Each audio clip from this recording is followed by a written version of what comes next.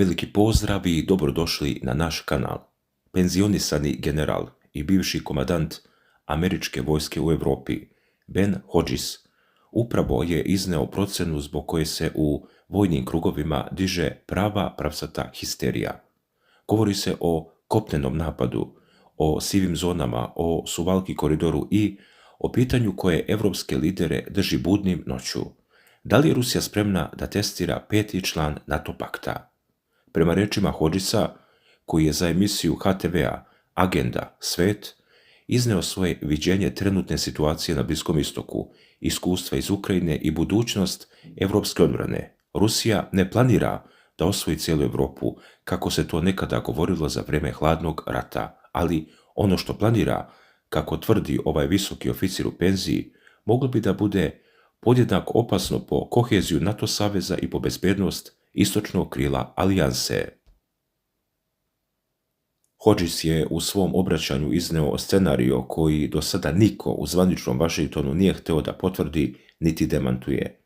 Reč je o mogućem ograničenom kopnenom napadu na teritorije baltičkih država, ne na cijelu Letoniju, Estoniju ili Litvaniju, već na tačno određene tačke, grad Daugavpils u Letoniji, grad Narva u Estoniji, a posebno kritični Suvalki koridor koji spaja Poljsku sa Litvanijom i predstavlja kopnenu vezu baltičkih država sa ostatkom NATO teritorije. Šta zapravo znači za običnog čovjeka u Beogradu, Zagrebu, Sarajevu ili Podgorici? Na prvi pogled deluje kao daleka priča, ali kako Hodges objašnjava, posljedice bi se kroz cenu nafte i gasa osjetile i u džepovima svih na Balkanu, a posebno kroz eventualnu nestabilnost koju Rusija želi, kako kaže, da izazove na cijelom evropskom kontinentu. Rusija, kako navodi Hodges, danas uglavnom može da zastrašuje i ubija nevine, pošto su joj velike kopnene operacije u Ukrajini zaustavljene, ali to ne znači da Moskva mirno sedi i čeka. Dakle, dragi gledalci, prema rečima bivšeg komandanta američke vojske u Europi, ruski primarni cilj nije teritorijalno osvajanje do Lisabona ili Pariza. To je, kako kaže, nerealno. Ono što je realno jeste političko slabljenje zapadne podrške Ukrajini i, još važnije, razbijanje jedinstva NATO-a. Kako Moskva to radi? Kroz takozvane sive zone, vazdušni upadi dronovima, sabotaže, dezinformacije, pritisak na javnost u zapadnim medijama, tvrdi Hodges.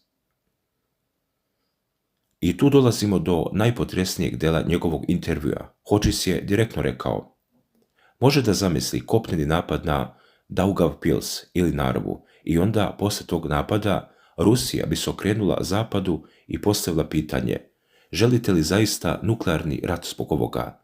To je takozvana eskalacija ka deeskalaciji. Uđete u sukob na malom delu teritorije, dovoljno ozbiljnom da izazove paniku, ali nedovoljno ozbiljnom za napad automatski pritisne crveno dugme. I onda gledate kako se saveznici međusobno svađaju. Jedni će reći to je napad na NATO, odgovorimo vojno. Drugi će reći nije vredno trećeg svjetskog rata, sednimo za pregovarački sto. Dalje, Ben Hodges veruje da je upravo to ruska računica, slabljenje NATO-a kroz izazivanje sumnje u solidarnost. Ako jedna članica bude napadnuta, da li će svih 31 druga stati u njenu odbranu?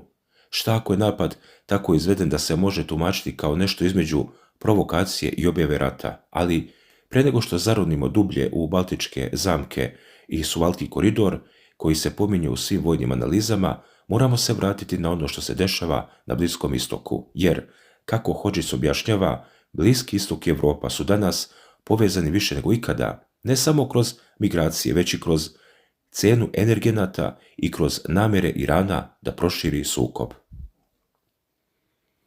Hodges, komentarišući situaciju na Bliskom istoku, kaže da se sukob nalazi u vrlo osjetljivoj fazi. Ono što posebno brine jeste, kako kaže, nedostatak jasne američke strategije prema Iranu. Prema njegovim rečima, čini se kao da je predsjednik Trump gotovo nezainteresovan. Čak je i pre nekoliko dana rekao da su mu pregovori dosadili. Zamislite tu scenu: najmoćnija vojska na svetu, avioni na pistama, nosači aviona u regionu, a predsjednik kaže: dosadilo mi je to. To je po Hodgesu pozivnica za dalje eskalacije. On tvrdi da američka mornarica i vazduhoplovstvo profesionalno izvršavaju svoje zadatke, ali da vojni uspjesi sami po sebi ne znače i ostvarenje strateških ciljeva. Postoji jaz između strateških ciljeva i taktičkih operacija. Predsjednik i ministar odbrane bi trebalo jasno da odrede prioritete. Hodges smatra da tu od početka nisu dosljedni, a kada nema dosljednosti, onda akteri na terenu počinju da igraju svoju igru. A ko su ti akteri? Dragi gledalci, prema Hodgesu, ključnu ulogu ima Izrael, zatim Hezbollah, pa Iran, pa Sjedinjene Američke Države. On naglašava da se aktualna kriza ne može posmatrati samo kroz odnose SAD-a i Iran, jer važnu ulogu imaju i Izrael i Hezbollah. Izrael nastavlja da deluje protiv Hezbollaha, dok Iran nastoji da održi svoj utjecaj u regionu upravo preko te organizacije. To nije samo pitanje SAD i Irana, kaže Hodges. Ključnu ulogu ima Izrael. Iranci oduvek pokušavaju da povežu Izrael, Liban, Hezbollah, Iran i SAD, dok SAD to želi da razdvoji. Šta to znači za dalji tok sukoba? Hodges ne očekuje da će Izrael odustati od svojih ciljeva u Libanu. Ne očekuje ni da će Iran dozvoliti slabljenje svog utjecaja preko Hezbollaha. Zbog toga upozorava da se pregovori o smirivanju sukoba suočavaju sa dodatnim izazovima. Svaka strana vuče na svoju stranu. Izrael kaže, nećemo stati dok ne uništimo Hezbollah. Iran kaže, nećemo dozvoliti da nam unište Hezbollah, a između njih SAD pokušavaju da igraju ulogu posrednika, ali kako Hodges primećuje, bez jasne strategije. I tu dolazimo do veze sa Europom. Hodges je rekao da bi Iran mogao da nastavi i da proširi krizu izvan svojih granica kako bi povećao pritisak na Sjedinjene Američke Države i njihove saveznike. Iranu je u interesu da što više proširi sukob kako bi druge države pritisle SAD, rekao je Hodges, dodajući da Teheran od početka nastoji da destabilizuje područje Persijskog zaliva. Zamislite lančanu reakciju. Iran pritiska Hute u Jemenu. Huti lansiraju rakete na brodove u Crvenom moru, cene nafte raste. Europa plaća skuplju energiju. Rusija, koja je jedan od najvećih izvoznika nafte i gasa, dobija dodatne prihode i onda te dodatne prihode Rusija koristi da finansira rat u Ukrajini. I odatle isti novac odlazi na rakete koje pogađaju Harkov, Zaporožje, Donjeck. I tako smo zatvorili krug. Bliski istok, Ukrajina, Europa, sve je povezano. Hodges je posebno naglasio da nema sumnje da Huti mogu da lansiraju rakete koje bi poremetile saobraćaj u Crvenom moru, ali i da izazovu Izrael. Ne vidi jasan scenario prelivanja sukoba na područje Mediterana, ali smatra da takav razvoj događaja nije nemoguć. A ako se sukob prelije na Mediteran, onda smo svi u igri. Grčka, Kipar, Italija pa i Južni Balkan. Ali Hodges nije samo pričao o Bliskom istoku, on je odgovarao i na pitanje koje mnoge muči. Može li Ukrajina da izdrži dugotrajan rat iscrpljivanja? Njegov odgovor je potvrdan i to je važno reći, jer na zapadu sve više raste narativ da je Ukrajina umorna, da joj ponestaje ljudi, da joj ponestaje oružja. Hodges kaže, Ukrajina može da izdrži i ne samo da može da izdrži, nego i dalje uspeva da izvodi napade duboko u rusku teritoriju. On je odbacio teze da su ruski napadi odgovor na ukrajinske operacije. Ruski napadi nisu odmazda za ono što Ukrajina radi. Kako kaže, Rusija napada od samog početka, neprestano napada civilne mete, ubija nedužne i napada civilnu infrastrukturu, naveo Hodges. Prema njegovim rečima, Ukrajina u svojim operacijama bira vojne i strateške ciljeve, za razliku od Rusije koja nastavlja da napada ukrajinske gradove dronovima i projektilima. Ukrajinci su zaustavili ruske operacije na tlu. Crnomorska flota više nije faktor. Rusi sada uglavnom mogu da zastrašuju i ubijaju nevine, nastavio i tvrdi Hodges. Ova izjava ljudi je izuzetno važna za razumevanje trenutnog stanja na ratištu. Prema Hodgesu, Rusija više nije u stanju da izvodi velike kopnene ofanzive kakve smo vidjeli na početku rata. Njena vojska, kaže, je iscrpljena.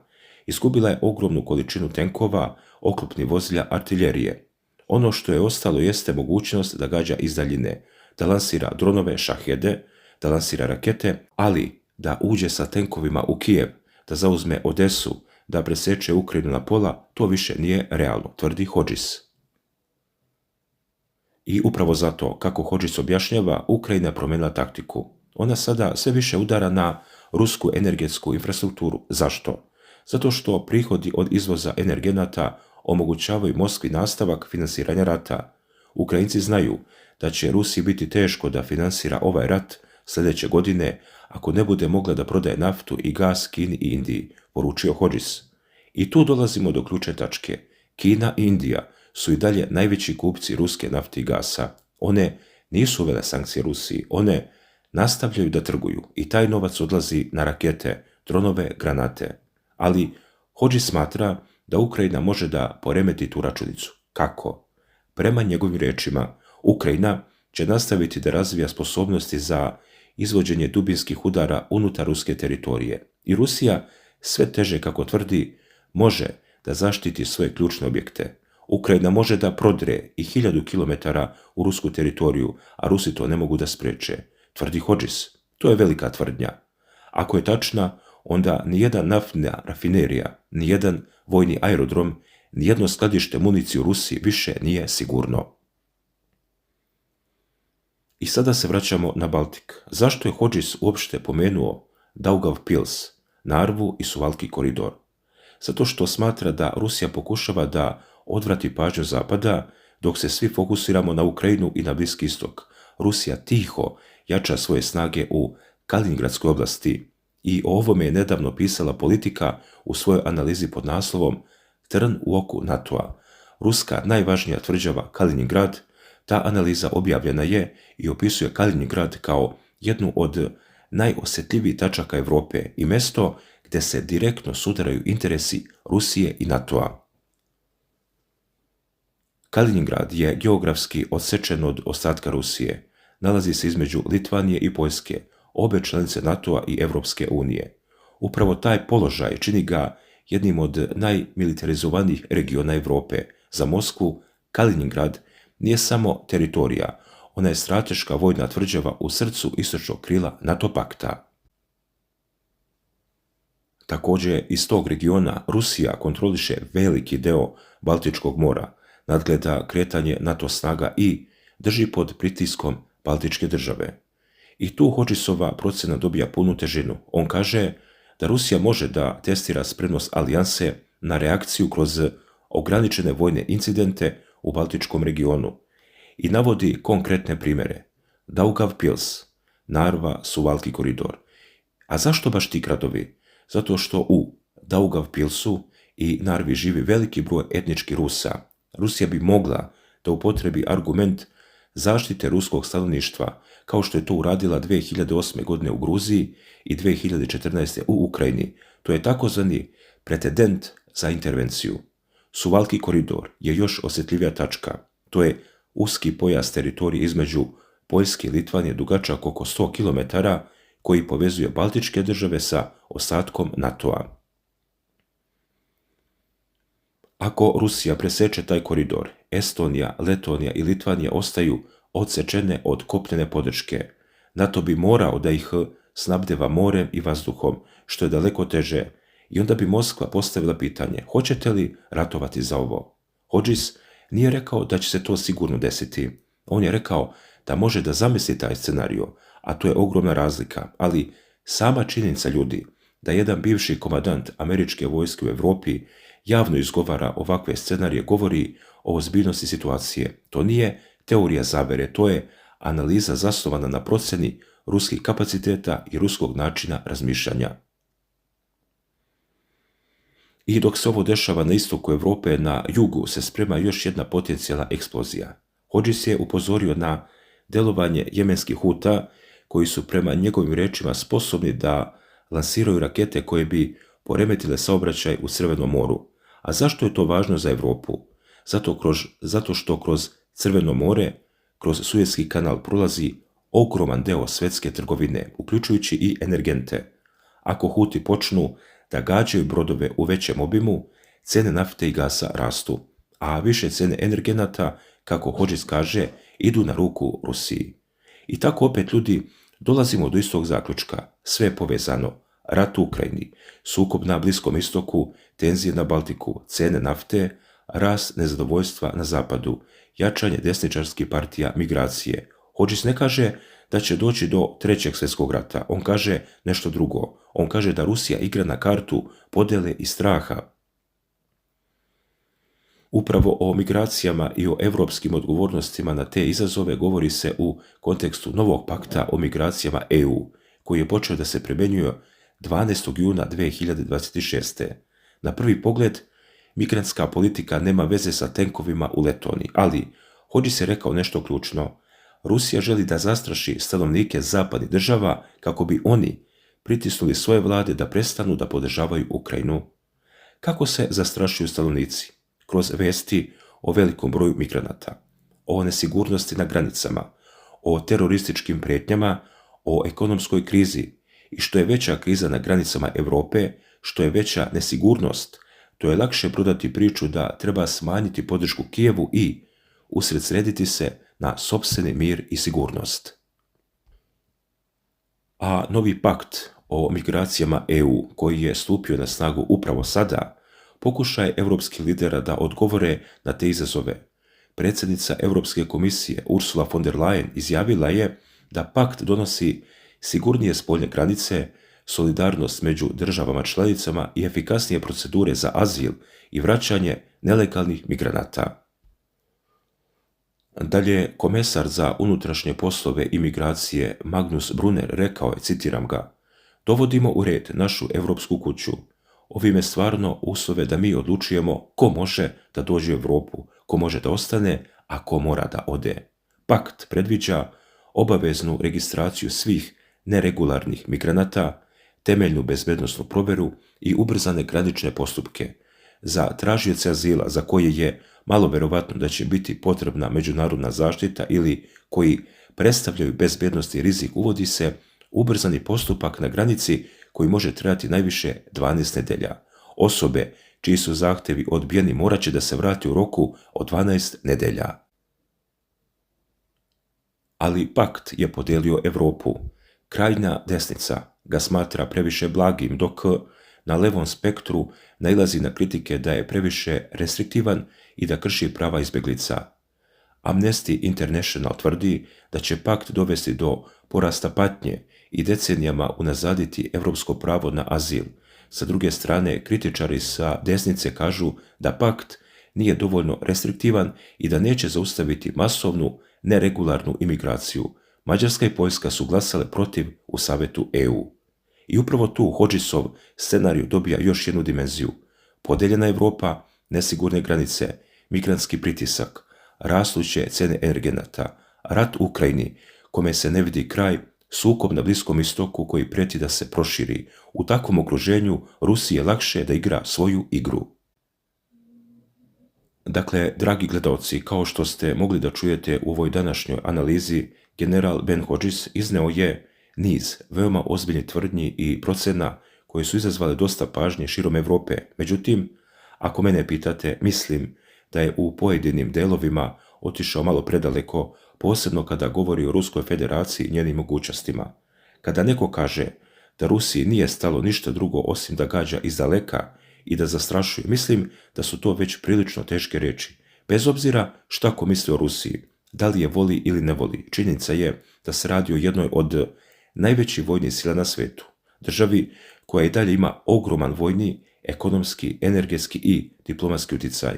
I baš zato mislim da nije pametno potcenjivati bilo koju veliku silu, a pogotovo ne silu koja je pokazala da ume dugoročno da igra svoje geopolitičke igre. A sa druge strane, ne treba ni precjenjivati bilo koga. U ovakvim vremenima najopasnije kada analize pređu u navijanje, a mi ovdje pokušavamo da gledamo stvari što je moguće hladnije i realnije. Jedno je sigurno, svijet se nalazi u periodu ogromne neizvjesnosti. Rat u Ukrajini traje već godinama. Bliski istok je ponovo na ivici velike eskalacije. Europa ima probleme sa migracijama, ekonomijom i bezbjednošću, a poverenja između velikih sila gotovo da više i nema. Zato bih se ja ipak malo zakačio kada čujem kategorične tvrdnje da je neko slab, da ne može ovo ili ono, da mu je ostalo samo jedno sredstvo. Istorija nas je mnogo puta naučila da su najveće greške pravljene upravo onda kada su političari i generali podcjenjivali svog protivnika. Što se tiče migracija, tu već ne treba mnogo objašnjavati. Vidimo i sami kroz šta prolazi Europa. Vidimo koliko je tema osjetljiva i koliko različite države imaju različite stavove. Ako je to problem za najbogatije države Europske unije, možete onda zamisliti koliko je to složeno pitanje za sve ostale. I zato će ta tema tek biti jedna od glavnih u godinama koje dolaze. Na kraju, ostaje nam da vidimo ko je bio bliži istini. Da li general Ben Hodges, koji upozorava na nove opasnosti i moguće sukobe, ili oni koji veruju da će se situacija ipak smiriti i da će diplomatija na kraju odnijeti pobjedu nad oružjem. Kao i uvijek, najviše me zanima vaše mišljenje. Da li mislite da je Ben Hodges realno procijenio situaciju ili je po vašem mišljenju ipak pretjerao u pojedinim ocjenama? Da li Europa zaista pred novim bezbednosnim izazovima ili se deo ovih upozorenja koristi kako bi se održala atmosfera straha i neizvjesnosti? Napišite vaše mišljenje u komentarima, pročitat ću sve kao i uvijek. Čuvajte sebe, čuvajte svoje porodice, držite se dobrih ljudi i dobrih namjera. Hvala vam što ste bili uz kanal Obavesti me. Vidimo se u narednoj analizi. Svako dobro i prijatno veče.